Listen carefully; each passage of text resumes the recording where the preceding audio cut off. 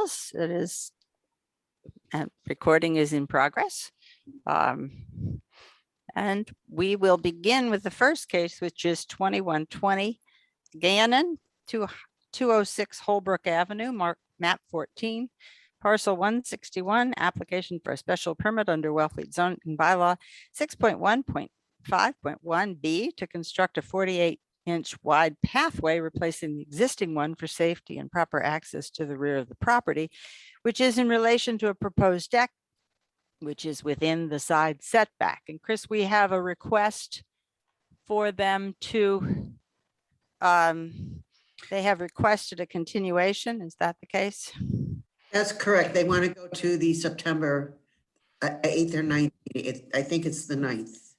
Okay, so let me, You want me to make a motion? I have to, wait, I have to set the board. It'll be Mick, myself, Will, Jan, and Trevor. All right, now. I will make a motion to allow the continuance to 9/9/21. Okay, and I need Dan has seconded. All in favor, Mick? Aye. Will? Aye. Jan? Aye. Trevor? Aye. And Sharon, aye. Okay, so that one will be continued till September 9th. All right. We will go on to 2121 Sexton, LeCount Hollow Road, map 30, parcel 600, appeal from person aggrieved. Massachusetts General Law, Chapter 40A, S8, Building Commissioner erred in interpreting Section 6.9 of the Wellfleet zoning bylaw to prohibit the cutting of trees and brush on the applicant's land. I need to set the board, and the board will be Mick, myself, Will, Trevor, and Jan. I don't see Manny here. Okay, so whoever is speaking to this application, you are now on. Good evening, members of the board. My name is Albert Schultz. I practice in Osterville, and I represent Kevin Sexton, trustee of the Cook Family Trust number 2. This is an appeal of the building commissioner's notice to cease and desist cutting that occurred at 420 LeCount Hollow Road as a violation of Section 6.9 of the bylaw, map 30, section parcel 600. This involves I suggest, a very narrow issue. And that issue is, what is the meaning of the word timber in Section 6.9? The trees that the applicant cut can best be described as scrub pine. They have no value, and they were being chipped and left on the property. You can see the types of the pitch pines, scrub pines in the photos that were attached to the application. Most of them are about 3 inches in diameter at most. The bylaw does not distinguish between small and large scale cutting. It either prohibits it or it doesn't prohibit it. The cutting that occurred on the applicant's property involved about 3 to 4% of his land. He's not clear cutting his property. He's not logging. He's not selling the the wood because it's worthless. The building department argues that timber includes trees and brush. The language in 6.9 comes from the U.S. government's Code of Federal Regulations that dates back to the 1960s. The same language appears in the bylaws of Provincetown, Truro, Eastham, and Orleans.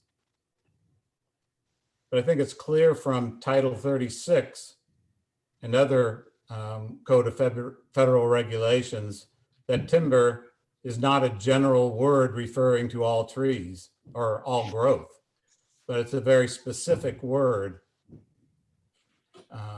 Title 43 of the Code of Regulations, federal regulations, defines lumber as standing trees, downed trees, or logs, which are capable of being measured in board feet, which means they have some value. I've searched the federal statutes. I've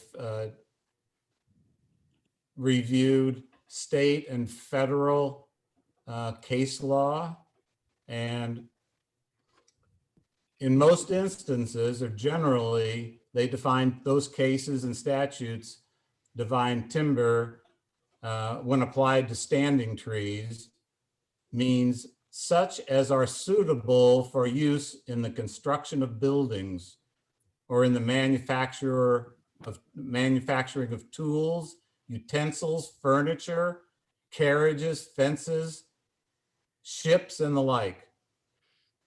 It's a definition that is longstanding. It goes back to the early part of this century.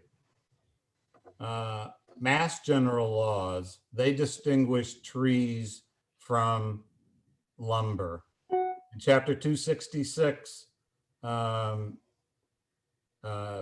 section 5, distinguishes between timber and any standing tree. So tree and lumber, they're not identical. Chapter 242, Section 4, which is a waste by tenants, joint tenants or tenants in common, and it prohibits from cutting down or carrying away trees, timber, wood, or underwood. All trees are not timber. And I suggest that this interpretation is supported by the language in subsection A of 6.9 that specifically uses the words trees. So obviously I suggest that timber and trees are different. Section 6.9 has never been interpreted to prevent all cutting of trees. I suggest that thousands and thousands of trees have been cut within the district that we are dealing with since the bylaws enactment. I'm sure that every day there's a tree cut down in that district. If section 6.9 prohibits trees or brush from being cut, then it makes no sense, because every permit for building a house would require variance. If you say that you cannot cut, all trees are prohibited from being cut. And it would make no sense of having setbacks or frontage or anything, any bulk regulations.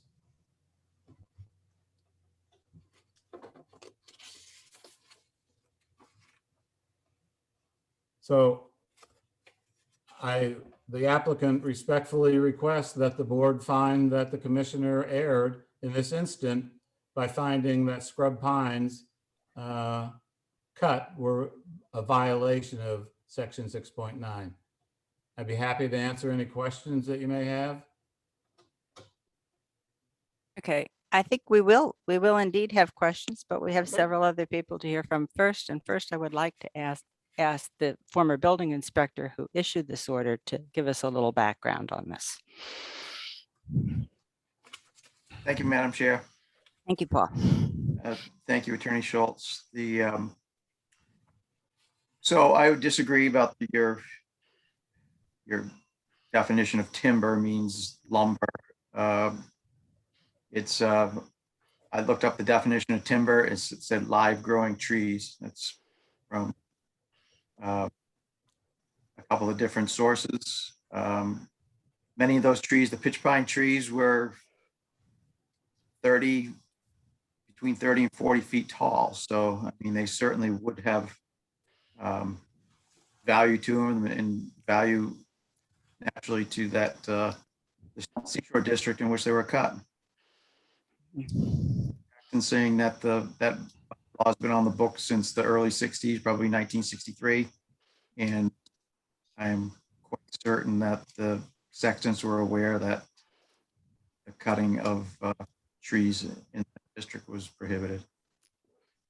May I Madam ask you a Chairperson? question? Oh, Before we go any further, can we read Yes. the statement of the applicant? Because he raises some personal issues he has with the building commissioner. So if we could read that so the board has context. If we could read it into the record. Actually, it's actually kind of interesting because Yep.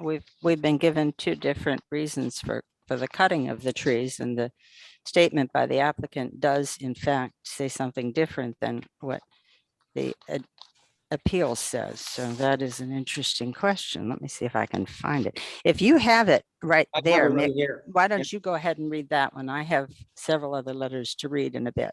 Okay. Okay. Statement of the applicant. On the morning of June the 14th, 2021, we informed the building commissioner via email that we intended to begin cutting trees for a dirt drive and parking area. We had communicated with the building department previously and were told by staff who checked with the building commissioner and firmly stated that we don't monitor that at all and that you're all set and need no permits. The building commissioner called shortly after the email stating that we needed to go through the planning board to cut trees because LeCount Hollow was a scenic road. When asked to cite that requirement, he agreed that the cutting was by right and that tree cutting could proceed. He visited the property within the next hour and again agreed that the cutting was within our rights and stated that just because people don't like something doesn't mean you don't have the right to do it. The commissioner stated multiple times during his visits to the site that he was being pressured by the National Park and other unnamed entities to stop the project. Our crew continued to cut and chip until the end of the workday. The following morning, June 15th, the project continued. The building commissioner returned mid-morning claiming that he had found something and that we needed to stop the cutting and chipping. He stated that the applicant was prohibited from cutting trees by section 6.9 of the zoning bylaws. After a discussion about what constituted timber, he agreed with us that the trees being cut and chipped were not timber and that we could proceed. An hour or so later, the commissioner called and said that he now considered all trees and brush to be timber and that he was bringing over the cease and desist notice. He arrived up about an hour later with the notice and we stopped the tree cutting. Is that an accurate statement, Mr. Fowler? So I received an email I did receive an email, so Mhm. called them or visited the site. And we had a discussion about what the definition of timber was, much along the same lines that Mr. Schultz was saying, Mhm. timber, live growing trees, that's only lumber for, construction of houses and harvested for pay, for money. At that time, I told them I wasn't sure that they could be correct. I wasn't sure. I had to look into it further. And upon doing that, I looked up the definition of timber and found that it was live growing trees. Also in the 6.9 of the zoning bylaws.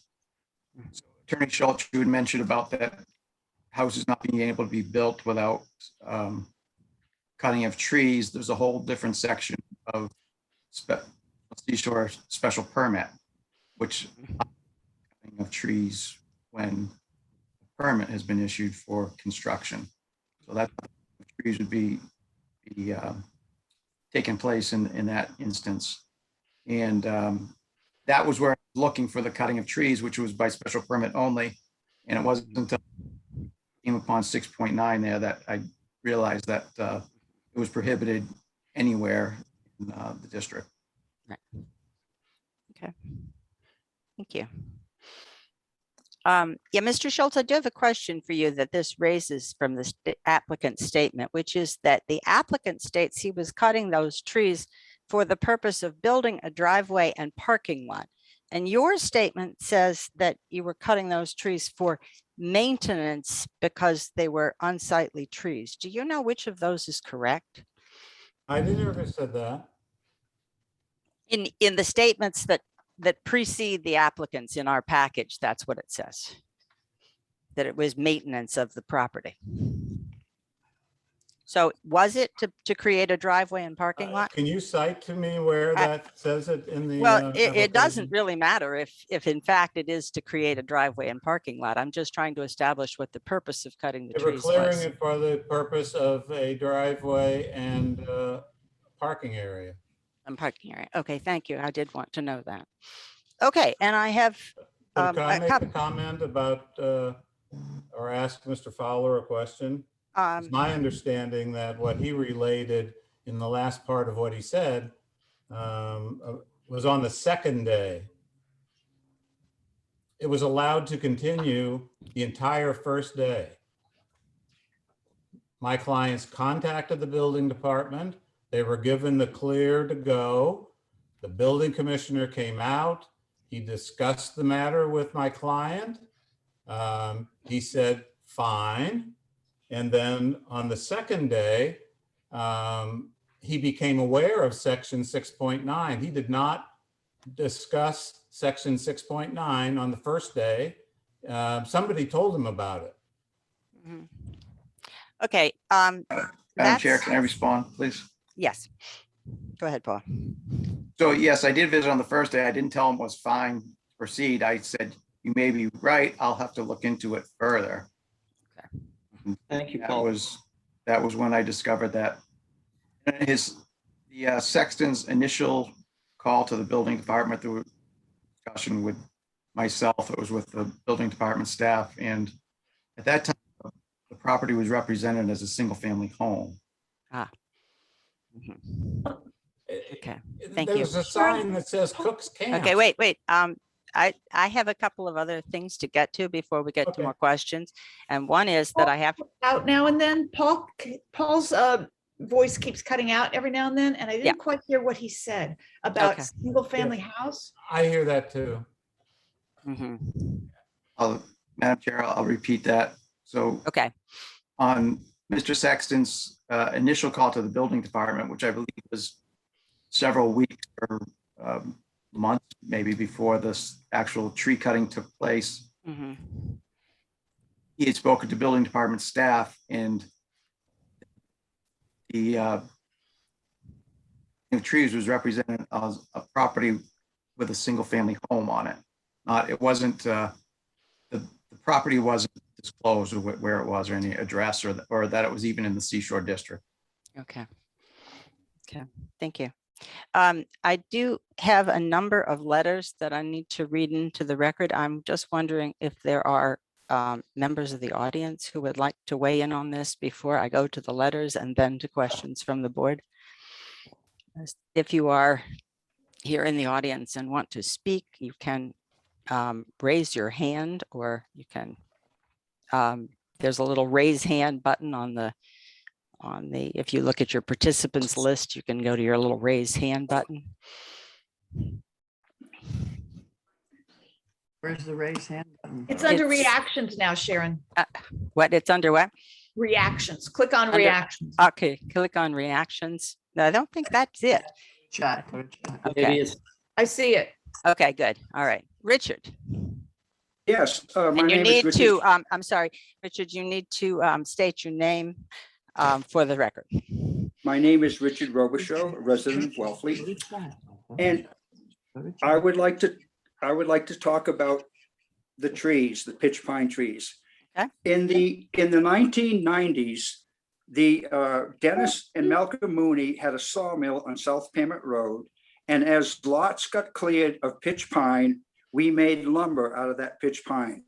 And as small as 3 inches in diameter, and I believe some of the trees that were cut were larger than 3 inches in diameter. Now, that wood presently is on Bruce Patterson's property in Wellfleet. He used it on the ceiling, he used it on the walls.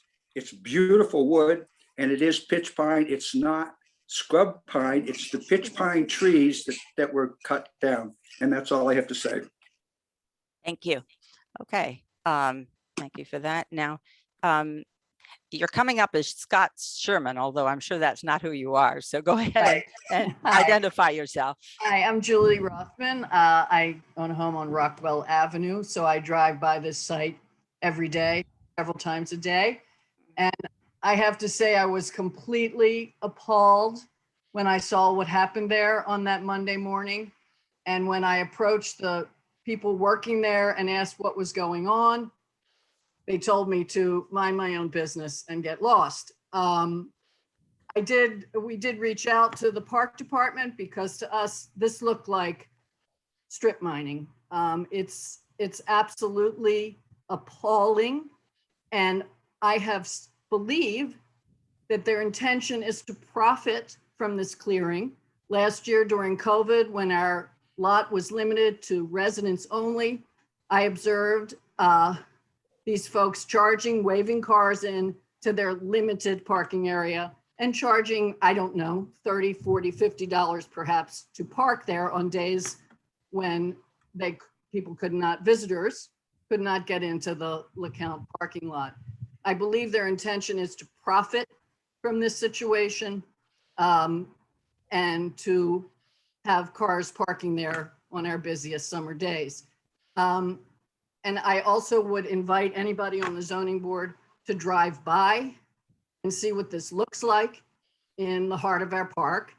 And it's an abomination, and they should have to, in my opinion, remediate, as it's disgraceful what's happened. So that's about all I have to say. I hope that you will look into this further and see that it has absolutely nothing to do with the sale of timber, okay? It's about parking and profiting from parking in the park. Thank you. Thank you. Okay, do I have any other hands up?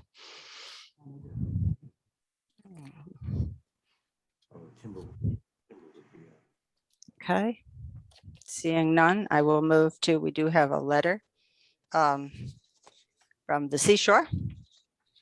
We are from Bruce Carlstrom, Superintendent at the National Seashore. We are writing regarding Zoning Board of Appeals ZBA hearings 21-21 and 21-22 regarding Cook Family Trust property at 420 LeCount Hollow Road in Wellfleet.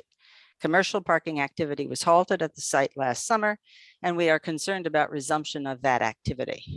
We concur with the building commissioner's 2 zoning bylaw compliance findings under the Wellfleet zoning bylaws on the cottage colony property. While timber is not a term used commonly today, the intent of the Seashore regulation and town bylaw provide appropriate guidance in this matter. And new or intensified commercial uses are not allowable. National Seashore Zoning Standards Code of Federal Regulations, CFR, Title 36, Part 27, see Section 27.1B.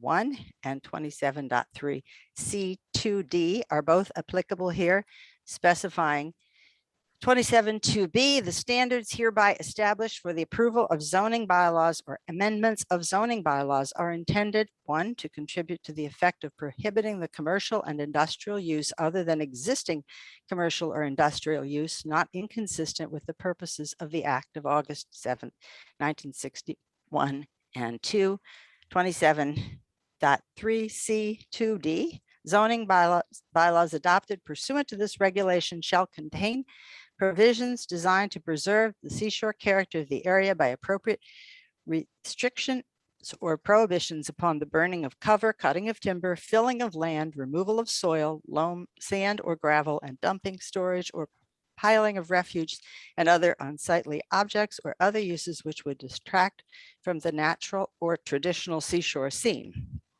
We hope the zoning Board of Appeals will uphold the building commissioner's zoning administrator's findings concerning the Seashore District.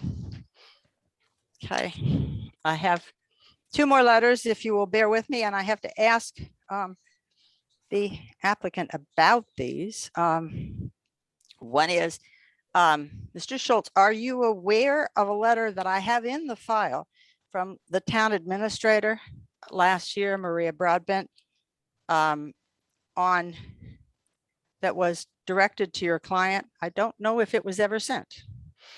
It was September 8th, 2020. And I'm not aware of that letter. okay, let me read it into the record just in case.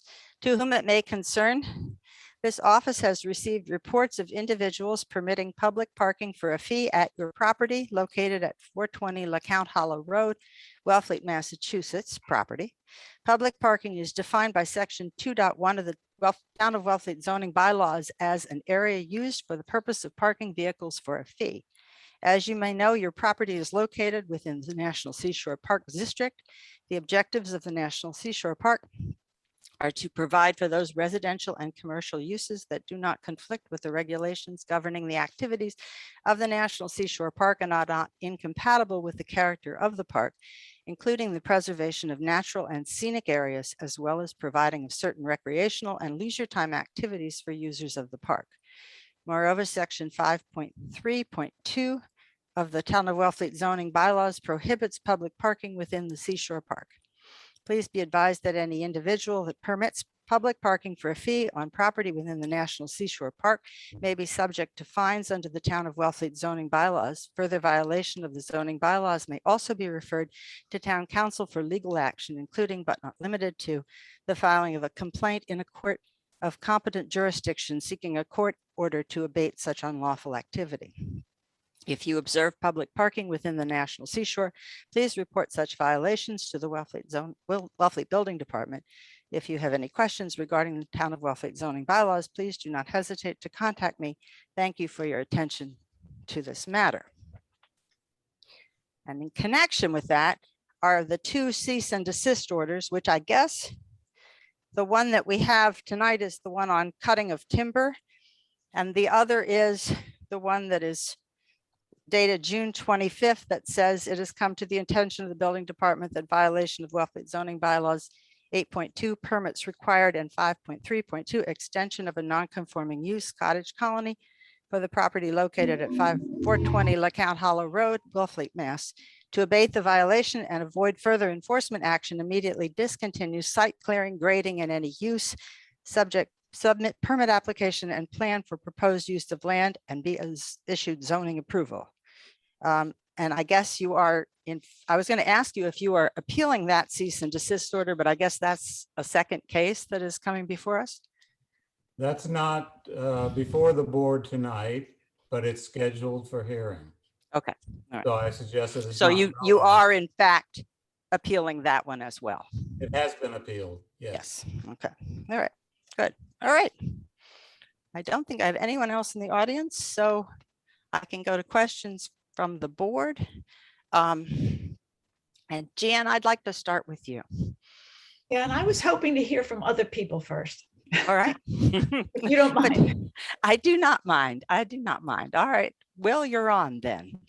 Yeah, Attorney Schultz, I have a question for you. I mean, Mhm. when I went to law school and took courses in statutory interpretation, I learned that if there's an ambiguous word within the document itself, then you need to look at the document as a whole.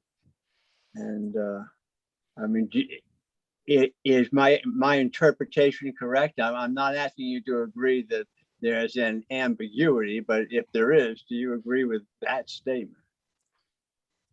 I disagree. If you're suggesting that anything in that section is ambiguous, I disagree with that. Okay. But if it were, I'm not asking you to admit that it is, but if it were, one would need to look at this, the ordinance, the bylaw as a whole.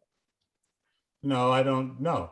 You would look at the section as a whole. You don't look at the whole bylaw to interpret one section. I disagree with that. So you think when examining 6.9, we have no right to look at subparagraphs A, B, and C? Well, no, I cited subparagraphs A because Well, that but contains that's the my word question to you. trees. So from that, I suggest that timber and trees are two different things. Because mean- if they meant all trees, then they would have said that. And they didn't say that. And in the federal law and the state law and other states define timber very narrowly. It's something that's worth, that's suitable for building buildings or ships or something like that. So I guess my question is, do you know when any land in Wellfleet or Truro or P-Town had trees of such a stature that they would have commercial value that you would sell for, that a lumber company would want to buy for purposes of milling into building products? I'm not aware of that, no. But I don't think that's relevant in interpreting the words of that statute. So you don't think it's relevant at all that whoever drafted this statute put in a word that wouldn't apply to the Outer Cape for the next 200 years, perhaps? No. I mean, I just disagree. I've done some research. I found plenty of instances where timber is not used as a word of art that you subscribe to it. And that's coming from a lawyer who represented a timber company with 7,500 acres in southern New Hampshire. I spent my whole professional life doing timber contracts and the like. And at first I thought there was merit to your argument. But once I started to think about it and look up other definitions of timber, I think it's much broader than you say. And then I'm going to say my piece, and you can respond to it. But when I look at paragraphs A, that you can cut timber by an owner for the purposes of reasonably controlling brush or trees. Well, cutting of timber doesn't control brush or trees. It creates more light. It expands brush and trees because you've opened up the canopy. Then the next one is maintenance of cutting in pastures. Well, unless you've got a pasture that houses Ferdinand the Bull, if you've read your child's book, there was one tree in the pasture, but normally people don't let trees grow to such an extent that they only cut them when the whole pasture is full of marketable timber. Anyway, that's my comment. And if you care to respond to it, you're certainly I would like welcome to respond briefly. The definition that I read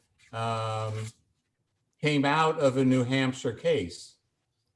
And there are more New Hampshire cases than Massachusetts cases concerning timber. And that was the definition, not only in federal, but also New Hampshire, that defined timber going back to 1905, I think the case was. Thank you. Anything else, Will, before Nope, I'm all you set. you can Case come is back later? Okay. Alstott versus Lakin. Mhm. Trevor,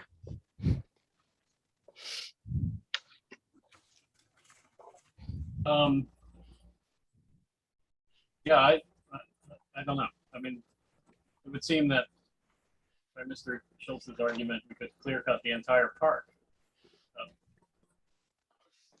I don't think there's many trees at all in the park that would qualify as timber in that respect.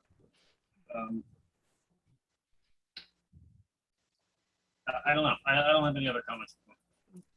Mick, Thank you, Madam Chairperson. It's very obvious to me that the park was created in 1961 for the preservation of the Cape, for the use of the general public, the American public, and so on. And what happened on 420 LeCount Oliver Road was clear cutting of scrub pine that grows extremely slowly due to being hit with salt all the time. It's taken 50 years for those trees to grow in. It'll take another 50 years for those to come into any sort of way. And I'm not going to get lost in the definition of lumber or tree, but I know what a tree looks like when I look at it. And those were trees that were cut down. That's where I stand on the whole timber debate. We agree that trees were cut down. That's a given. Well, where I disagree with you, Mr. Schultz, is in 6.9, there is no clear cutting of trees, scrub pine, whatever you want to call it. It's not allowed under 6.9. If you're going to live within the seashore, you're living within a certain strict criteria that does not apply to the rest of the town. That's why the bylaws were set. They certainly weren't set to go down and clear cut and allow somebody to profit by having parking on that strip of land. I do have a question, Mr. Schultz. How many trees were cut down?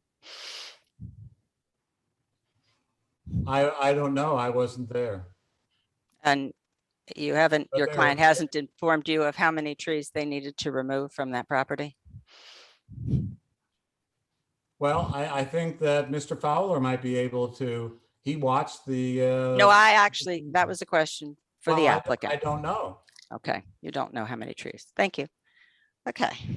Mick, did you have other comments? Yeah. No, I'll defer to the rest of the board. Okay, Can I all right. Comment on Mr. Lynch's statement.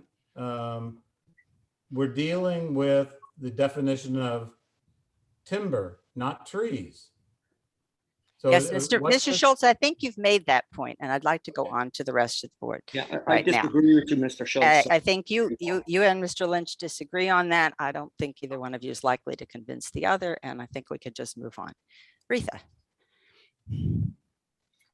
Well, I visited there today and it seemed to me there were some pretty big piles of substantial trees. Mhm. And it certainly is unsightly and is not in the, does not carry out the theme of the park. All right. Can I just ask a question? Yes, yes. I have not read the application because I'm in Florida. I return to Wellfleet tomorrow.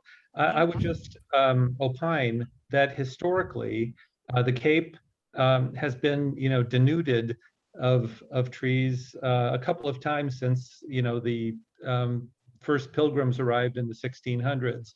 And a lot of great families like the Nickersons made a lot of money cutting timber on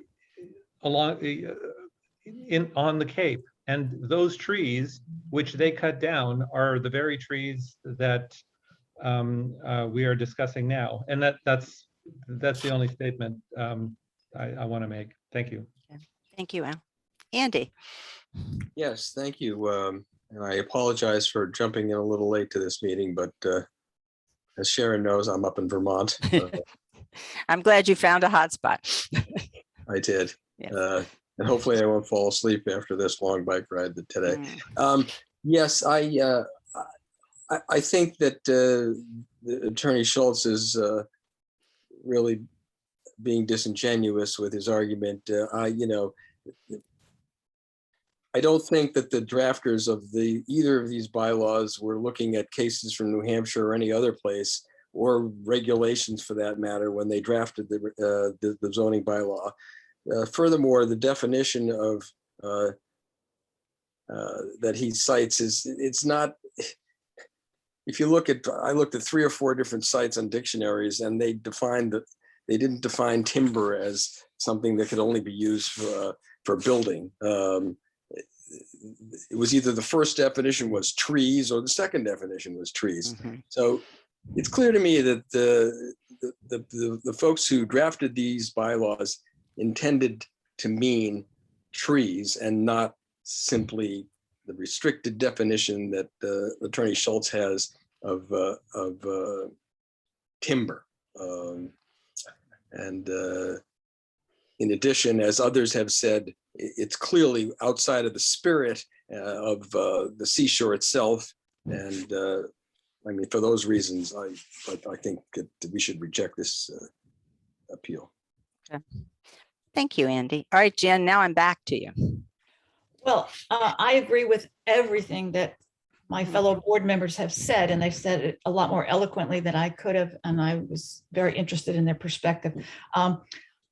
I believe that 6.9 was written to prevent indiscriminate clearing of trees and brush in the seashore, and I think subsection A clearly shows that. I suspect that the word timber was used as sort of an umbrella term, and to echo a term that was used as Superintendent Carlstrom said, an outdated term that appears in the seashore regulations. I do have a question, though. I believe LeCount Hollow Road is a scenic road, and I'd like to know if any trees were cut in the layout of the road, which is not permitted unless you go to the planning board and request permission. Mr. Schultz, do you have an answer to that one? I do not. You Well, I don't know. think that's a very important question to have Yeah. answered. We need to have that question answered. We also need to know if the sextons have gone, I guess they have not gone before the planning board, if that's correct. Right? I don't think that's relevant to this hearing. Well, it is for us because we are secondary to the planning board on certain things such as scenic roads, where we get a recommendation from the planning board before we act on it. So were they to ask us for a permit for expanded use of their property, we would have to see the planning board's recommendation first. So it is relevant in that sense. Okay, Jan, did you have other questions? No, that's it. Okay, I have a couple. Okay, so we're almost all of the trees cut down along the perimeter of the property that is on LeCount Hollow Road. I don't understand your question. Well, this is a very large property, the very long driveway up to where the actual cottage colony is, where the commercial use is done.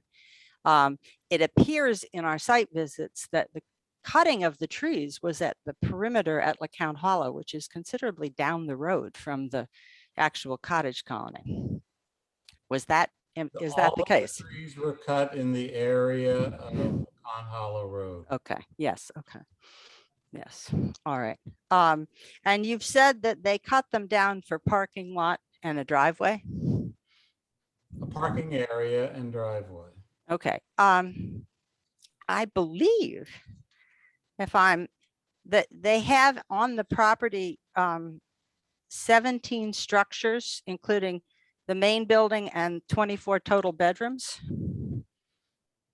I believe that. don't know how many cottages that's not relevant to this proceeding. Well, it is That's in the a sense. definitional- It it is in the sense, I'm narrow? sorry, excuse me. It is in the sense, I'm answering your question. It is in the sense that each cottage, I believe, has room to park 4 cars. So I'm not clear on what the purpose of further parking at the bottom of the hill would be. Again, that's not relevant to this proceeding. Well, but the purpose of the clearing was to create a parking lot, right? For parking, that's right. Right. So it's reasonable I believe, for us to ask what the parking would be for. I disagree with you. Okay, we will agree to disagree on that. I think the record should show that the attorney refused to answer a question. Okay. No? So I Chris, didn't would you make refuse, sure I that said it gets wasn't in the relevant. minutes? Yeah, I think that's what we have to say because or did not know the answer to the question. Okay, all right. I'm going through my list of questions. You did receive the cease and desist order June 25th, and there's a second appeal for that. Paul,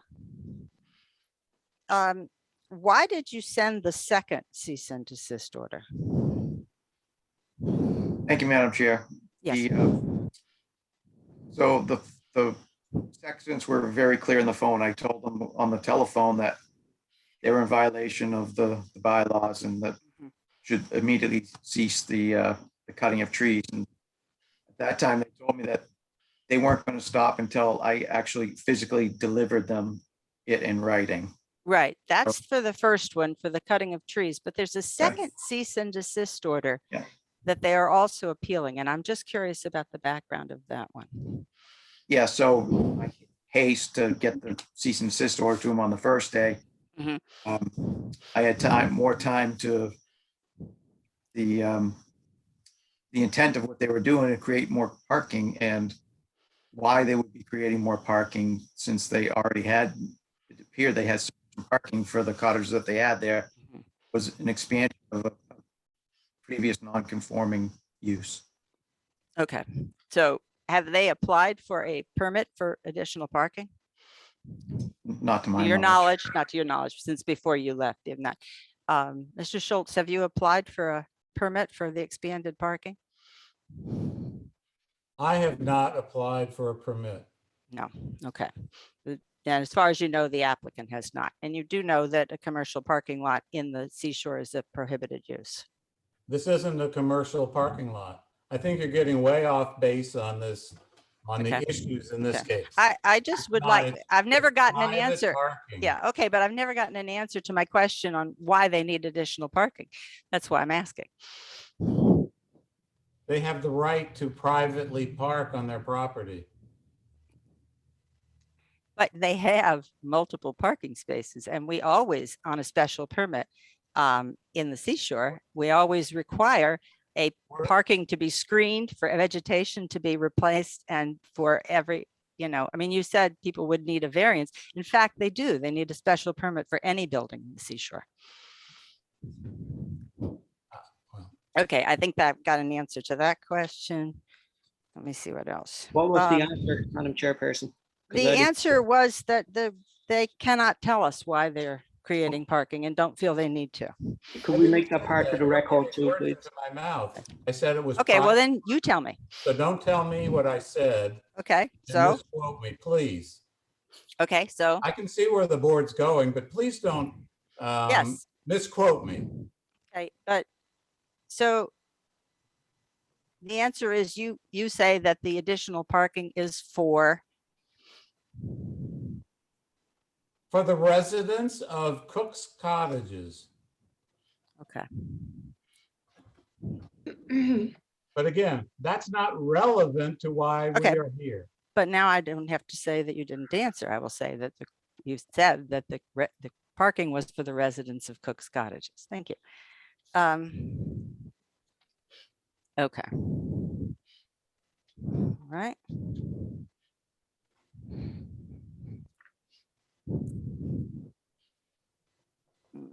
Okay, then my final thing is that a little opining on the bylaw. First of all, the building inspector is the zoning enforcement officer who interprets and applies the zoning, and we are by default a role in interpreting and applying the zoning bylaws. I think what you can tell from the seashore letter is that it was old language, perhaps, that came into the bylaw. But the interesting thing about those bylaws is that they all came in the mid 60s, when Colonel Sherwin was head of the planning board, a man I actually knew. And they were in a hurry. They wanted to get things. The seashore said, these are the bylaws you need to put in to protect the character of the seashore. And so they used the language, as the seashore recognizes, that was sort of old fashioned. But in 1966 or 1963, there was definitely no timber on that land. We were trying desperately to hang on to what few trees there were. And anyone who's lived here for any number of years knows that the trees have grown up dramatically since then.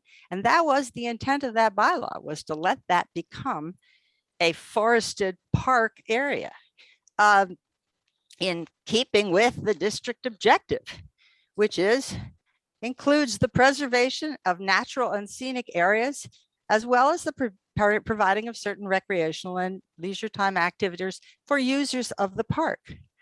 I think the context matters, and I think the context is clear in this case. Anyone else from the board who wants to weigh in on this? I think I've gone round.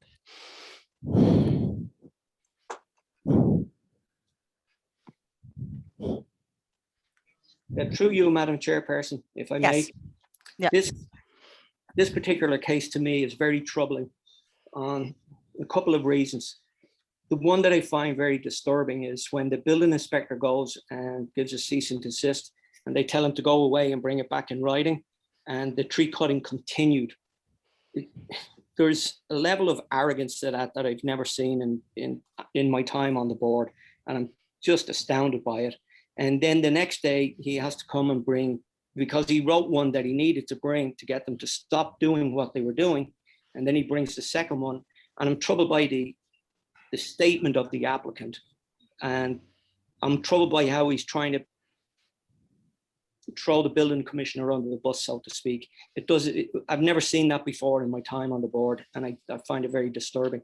And also, the intent of the bylaw is really important here. The intent of the bylaw is to preserve what we have in the park. And you can call it timber, you can call it trees, you can call it a shoe, doesn't matter. It was still clear cutting, and it's not allowed under the bylaw. So that's where I stand on that. Thank you. Okay. All right. So I did not write findings in advance because we needed to hear this case to know where we were going to go with it. The questions that I've been asking are toward trying to come up with findings. We can go a couple of ways here. One is that I can try to, I can get a sense of the board, and we can defer the findings until next time. We can uphold the order, and then I can clean up the findings and present them to the board for vote at the next meeting, if that works better. I mean, the simplest, is either we do or do not uphold the building inspector, but then there would be certain reasons underneath it. Does that make sense? Sharon, Yes. I would think the prudent thing to do Mhm. would be to table this now and then come back with a set of findings Okay. that we can further discuss, fine tune if necessary. Okay. And then, I mean, I think it's pretty clear how we all feel. So I don't think the end results in question, but I do think it's appropriate in this case to do the finding before we rule. Okay. Then what I think I would like is a motion to close the public hearing and go to findings and then postpone the findings. Does that make sense? Okay, I will make a motion to. Wait a close minute, Rita has a question first. Well, I'll make that motion, but I want to say. No, you can't because you're not actually technically on that's the right. board, I but do go wanna ahead. Say one thing, and that is that Mr. Schultz has mentioned that they were making this parking area for the homes on the property. There is a space there for at least 50 or 60 cars. And that doesn't make sense to me. Okay. Thank you. Okay. We got a motion to close the public meeting. hearing. Yep. Okay. I'll second that. Okay, that have will a second second. it. All right, all in favor, Will, Aye. Trevor? Aye. Jan, Aye. Mick, Aye. and myself, aye. All right, then I need a motion to continue the discussion and issuing of findings to the next meeting, which is August 26th. So moved. Dan beat me to it. I'll second. Okay, all in favor, Will? Just so I will be in Vermont that night, although I can probably attend. Probably attend. Andy's in Vermont. You I'm can in be- Vermont. You can do the same thing I did. You can do the I was same. in Florida. I Florida. have grandparent duty, Okay. grandparent duty. Yeah, well, you can put Janet on for the hour that you have the Okay, meeting. all right, all All right. right, okay, Trevor? Aye. Dan? Aye. Nick? I, And myself, aye. Okay, all right. So we will take this case up again on August 26th for the purpose of issuing findings. Sharon, is there room for another citizen comment? Yeah, we've closed the meeting. We've Okay. closed the meeting, so. Sorry, yeah. I came in late, sorry. Okay, Yeah, you can always write us a letter. okay, I can do that. Thank you. Yes. Okay, thank you. All right, I'm calling the next case, which will be quick. Assuming I can find my agenda, which I can. This is 1913 Taylor's 105 Kerouac Road, map 8, parcel 30. Request for a 2-year extension to construct an affordable accessory dwelling unit, originally approved June 27th, 2019. I have had correspondence from this applicant that he would like to withdraw his, there he is, in fact. Hello, Nat. Would you like to say it in person? You could unmute and actually say it yourself. Hello, yes. I think my writing was probably more sufficient, but I appreciate all of you. I just want to apologize, just for changing things. But yes, I'm. Oops, sorry. I have one. So why don't you read the email? It's better, but thank you, and appreciate all of you. All right, no problem. The email says in effect that he would like to withdraw his application. He intends to pursue an ADU under the new bylaw. So I need a motion. Oh, I need I'm sorry, I need a board. Will, Trevor, Retha, Andy, and Al. Why not? You're all there. That you've made that effort. I'm outraged. I'm outraged. That You're the lead. You're Will. You know? You're. It's Will, Retha, Oh, Trevor, you did name me. Oh, I wasn't Andy, and listening. Al. I wasn't, and I'm not on that. I need a motion from one of you Oh. to I accept. shall move. I shall Okay, move. I need a second. I'll second. Al seconds. All in favor. Will, Aye. Retha, Aye. Trevor, Aye. Andy, Aye. and Al. Aye. We have one last agenda item, which is that it is, Jan reminds me as my parliamentarian, that it is our duty to reorganize the board every year, which of course we didn't do last year, but we will do it this year. That does not mean necessarily that any of us are eager to step down. Although if any of you would like to be chair, I would be happy to step aside. Good luck. But our current appointed people are myself as chair, Mick as vice chair. Manny is the clerk. And Jan is our representative of the local housing partnership, which is, I think, why she brought this, because she wouldn't mind not being the representative to the local housing partnership if anyone else would like to stand up and do that.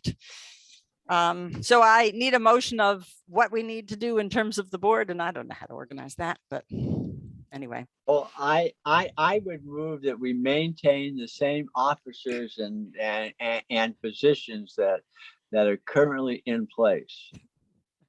I will second that motion. Sorry, Jan. All right. I mean, it's a lovely board. I've done it for a couple of years and I was hoping someone else would like to do it. Anybody? No? Okay.